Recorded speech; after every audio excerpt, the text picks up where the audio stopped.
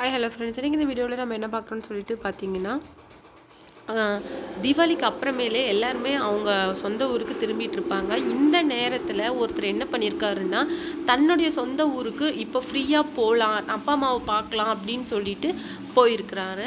அப்போ ஒரு ஆக்சிடெண்ட் ஆகிடுச்சு. அதை பற்றி தான் இந்த வீடியோவில் நம்ம டீட்டெயிலாக பார்க்க போகிறோம். வீடியோக்குள்ளே போகிறதுக்கு முன்னாடி நீங்கள் சிபி ட்ரெண்டிங் பதிவாக இருந்தால் மறக்காமல் நம்ம சேனலை சப்ஸ்கிரைப் பண்ணிவிடுங்க. வாங்க வீடியோக்குள்ளே போகலாம்.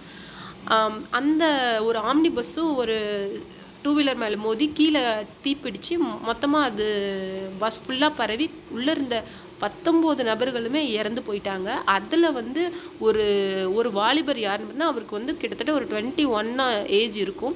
அவர் திருப்பூரை சேர்ந்தவர்.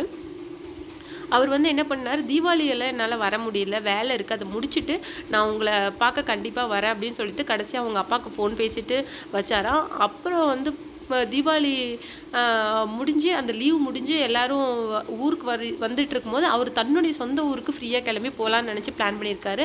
அப்போ கிளம்பி போகும்போது தான் இந்த ஆக்சிடெண்ட் ஆகி இந்த பஸ் தீப்பிடிச்சு உள்ளே இருக்கிற எல்லாருமே இறந்துட்டாங்க. அதுக்கு அவங்க அப்பா என்ன சொல்கிறாரு அப்படின்னா, என் பையன் கடைசியாக பேசின இந்த வார்த்தை இதுதான், அப்பா எனக்கு லீவில் என்னால் வர முடியாது, பயங்கர டிராஃபிக்காக இருக்கும், நான் லீவ் முடிஞ்சு நான் உங்ககிட்ட சேர்ந்துருவேன்ப்பா அப்படின்னு சொல்லிட்டு என் பையன் பேசிட்டு வச்ச கடைசி வார்த்தை அது மட்டும்தான். அவன் வருவான் அப்படின்னு சொல்லிட்டு நாங்கள் நோம்பி முடிஞ்சு வெயிட் பண்ணிட்டு இருந்தோம்.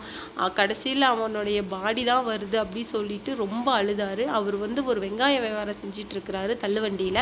என் பையன்தான் என் பையன்தான் எங்கள் லைஃப்பில் கிடைச்ச ஒரு ஒளி. அவன் மூலமாக தான் எங்கள் குடும்பம் கொஞ்சம் கொஞ்சமாக மேலே வந்துட்டு இருந்துச்சு. இன்னைக்கு அவனே எங்களை விட்டுட்டு போயிட்டான் அப்படின்னு சொல்லிட்டு அவர் ரொம்ப ஃபீல் பண்ணி பேசிகிட்டு இருந்தார். அது ரொம்ப கஷ்டமாக இருந்தது எல்லாருக்குமே.